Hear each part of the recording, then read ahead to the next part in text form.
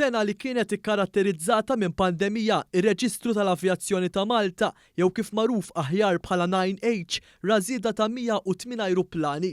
Issa b'kollox dan ir-Reġistru Malti għandu madwar 600 ajruplan. Dan itqal propju f'konferenza dwar l-avjazzjoni mejs li qed tittella bħalissa f'Lukan Dewlenija f'San Ġiljan. Hawnhekk One News tkellem ma' wieħed mill-kofundaturi ta' din il-konferenza, Jonathan Dalli, fejn spjega kif is-settur tal-avjazzjoni f'pajjiżna huwa wieħed ta' suċċess.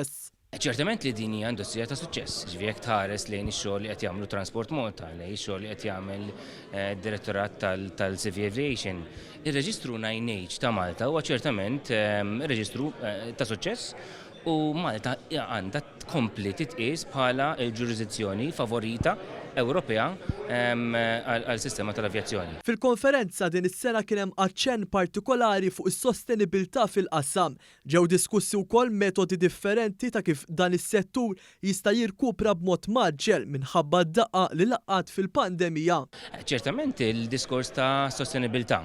Sostenibilità mill-ambjent finanzjarju u anki sostenibilità mill-ambjent ta' environment, ta' ambjent.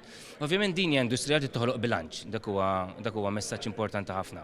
Il-konferenza laqgħet aktar minn 35 kelliem lokali u internazzjonali, inkluż il-Ministru għat-Trasport Ian Borg, id-Direttur Ġenerali għall-Avjazzjoni Ċivili fih dan Transport Malta l-Kaptan Charles Patch, l-ex-xjentista tan-NASA Dr. Anita Sengupta u l-vlogger tal-ivvjaġġar Noel Phillips.